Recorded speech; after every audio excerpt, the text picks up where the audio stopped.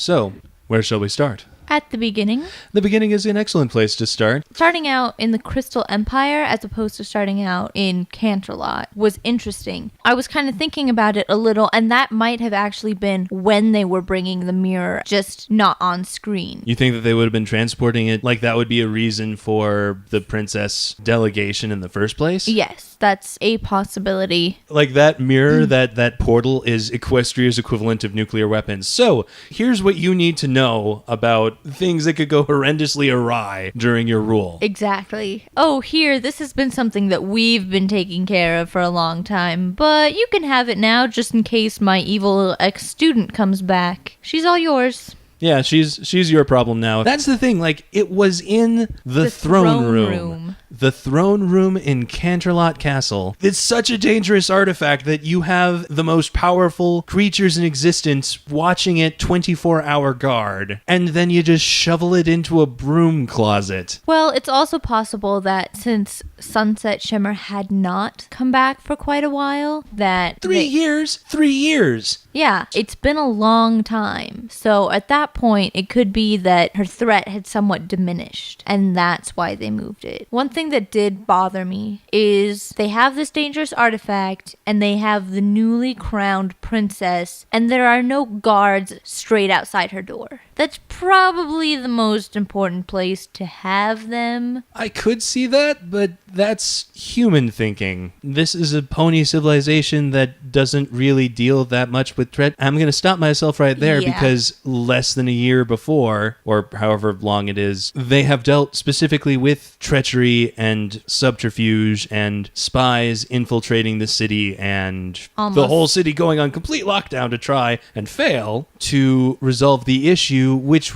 you would think would at least make them slightly more paranoid. So yeah, the fact that there's no guard outside Twilight's door, it's You think they'd have learned? You would think. Although it would take more time to resolve the issue of the fact that there are guards. And one of the things I noticed watching it a second time is if there was not something that was absolutely necessary to drive the main plot forward, it was pretty much not in there. Yeah. I mean, even the Cutie Mark Crusaders in front of a computer looking at YouTube videos, while an excellent throwaway joke, is also setting up the fact that the students of this school know how to make YouTube videos, know how to, watch YouTube. It's a thing. Yeah, it helps set that difference between Equestria and, can we call it Earth? I mean, is that technically what it is? I don't think so, because everyone's like blue and green and purple. I would hesitate to call it Earth, but... The human land? The human world. Let's call it that for now. I understand they have a female audience, generally, a younger female audience. Yes. But that doesn't mean that they need to have Twilight liking a guy. That's not necessary.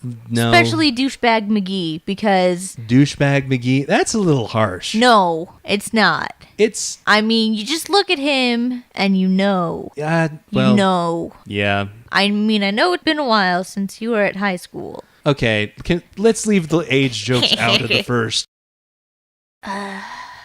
He just irritates me with his face. His face? Yes. You hate his face? Yes. And how she, oh, a boy. I've never seen a boy before. Oh my God. It's seriously like that. In Equestria, everyone was just kind of like, whatever. It did seem forced. Yeah, exactly. I mean, if they had just been friends, that would have worked out just fine. I think it's because we are having an allergic reaction to the fact that there is that in something that is pony related. I mean, there is one scene, they run into each other again, or not, they don't literally run into each other, which is probably why I actually like the scene, where he sort of runs to catch up and is like, hey, I know that you said no, but do you want to, can we do like one dance? Like, a little bit of desperation on Flash Sentry's part helps to humanize him just a little bit. And it seemed like an actual natural conversation in that it felt more authentic than anything else that they said to each other. Or the constant blushing. The blushing. Just don't get me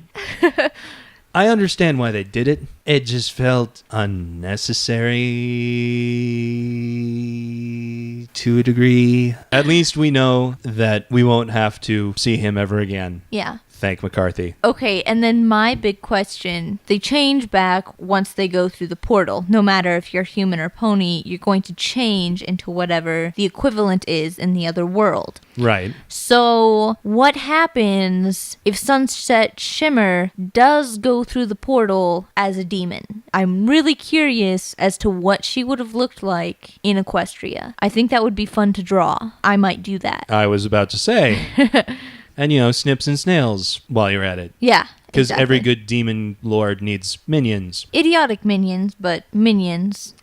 For being total idiots, they did accomplish quite a bit. Yeah. And I'm reasonably certain that it was not Sunset Shimmer that was editing those videos. I'm pretty sure it was Snips and Snails. Yeah, because she would refuse to do any kind of manual labor, no matter how easy it would be. Well, in this particular case, I could see her taking a kind of vicious glee and trying to imagine all the various ways that she could make Twilight look horrendous.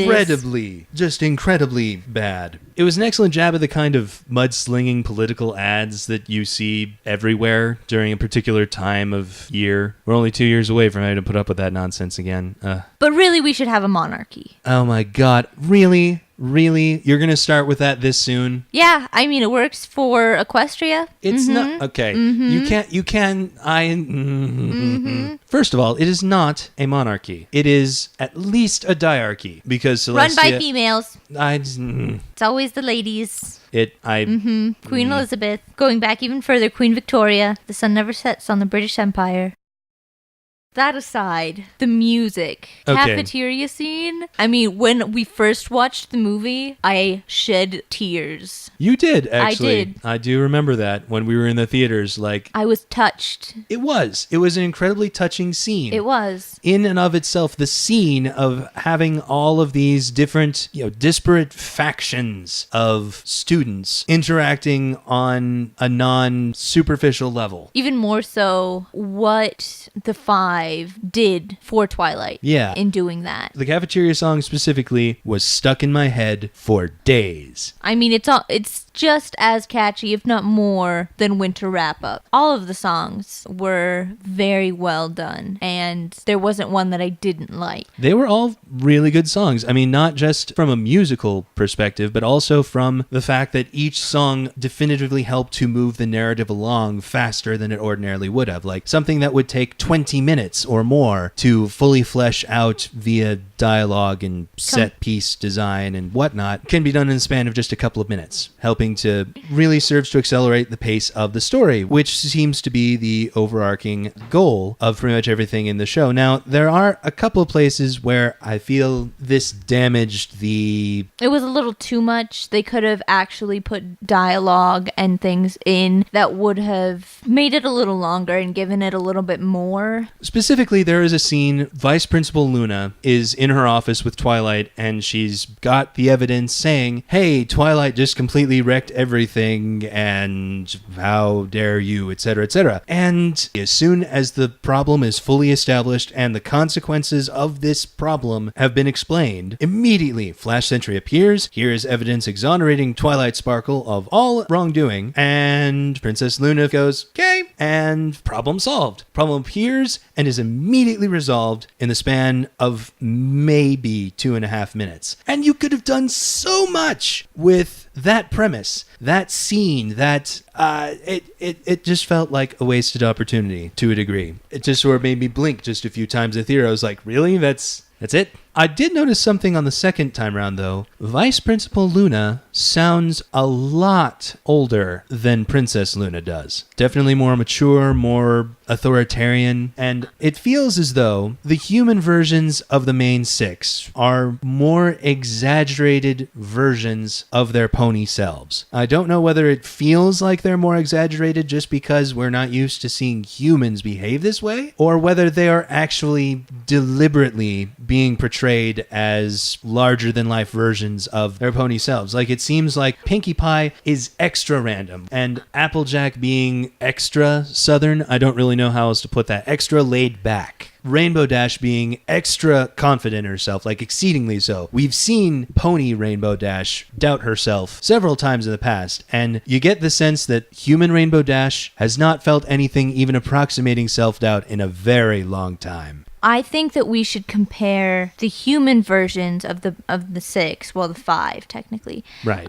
to the first time that we met them. Because if you think about it, we're used to them as they are recently, and they've changed a lot. They've grown with the help of Twilight and the adventures they've had. Their characters have really developed. Rainbow's confidence, she was super overconfident when we first met her, but we see that that was just hiding doubts that she did have. So it's not that she became doubtful, it's just that those doubts became apparent later on as we found out more about her character. I thought that it would stay weird seeing the human versions of the pony characters we've come to know and love for so long, and it didn't. By the time Twilight made it into the school and the hallways were flooded with students, I fully accepted the premise of Twilight being human and wandering around with human versions of the main six. And when she's having that moment of self-doubt in the dressing room and looks in the mirror and Pony Twilight Sparkle is looking back at her, it was startling almost. Because it's like, oh right, because she's a pony, because this is based on a show about ponies. And I just think it was interesting that they so completely sold the premise of humans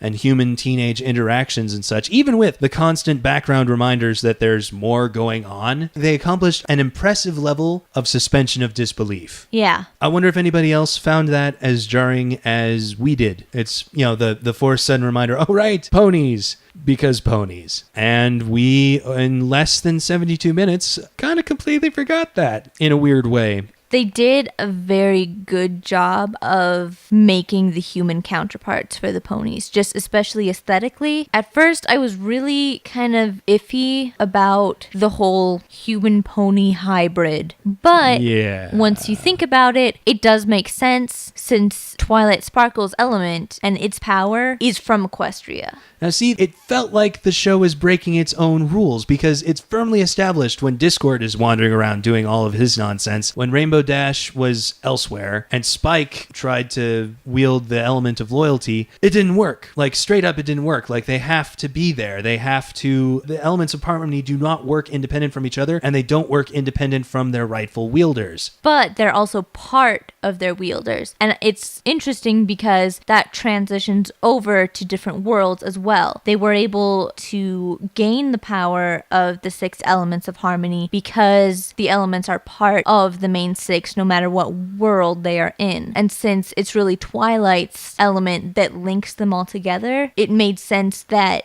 they would take a little bit of that magic and then the aesthetics from it, they would change a little. So after coming to that conclusion, I didn't mind it so much. So... And I mean, after Twilight leaves and the link is cut off, they're back to normal. So it's not breaking the rules because Twilight's element is responding to the fact that in the human world, everybody still represents the actual elements of harmony. They don't have physical elements, but they are still the representations of them. Yeah, exactly. And because Twilight was Pony Twilight, that's why we got the Gestalt human-pony hybrid when the magic activated itself. Exactly. Okay, that's pretty impressive. I actually hadn't thought of any of that. Did it seem to you that Princess Celestia at the end, when she's coronating Twilight, did it seem to you that she knew a lot more than what she was letting on? Like, I have a feeling, just a feeling, mind, but I think that Principal Celestia and Princess Celestia have been in contact with each other before. Yes, I actually completely agree with that. I do believe that they've at least met.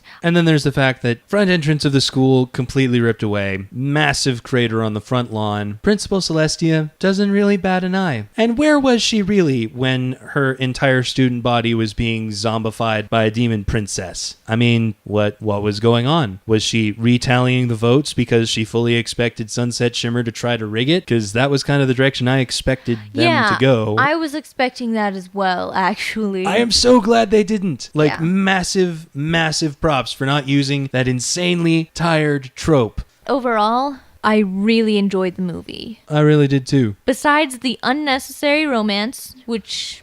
Yeah. there wasn't really a part of it that I didn't like. When we left the theater, there were huge smiles on our faces. Like, when the credits rolled, the entire theater cheered and applauded. And I know that's a comparatively rare thing. People don't do that. And it was awesome. If you are a big enough fan of My Little Pony that you are watching this video, you should probably see this movie, even though we kind of just spoiled the hell out of it. So you should watch the movie first. And then watch us. Spoilers, I guess. Whoops. Anyways, you should give this movie a shot. It is worth your time if you haven't seen it. If you have, watch it again. Watch it again. Why the hell not? Buy it. Give copies to your friends. As iffy as everyone was about it. Yeah, as the fact that everybody, including myself, I was definitively on the fence on how I felt about the fact that the movie even existed. I didn't condemn it outright, but I knew that it was a thing that I owed it to myself to go and check out, and I'm very, very glad that I did. We have to think of a way to end this. we can't just let it trail off. Hooray, the Commonwealth! Okay, you really clipped out. One more time. I can't do it a second time. That was it. We're done.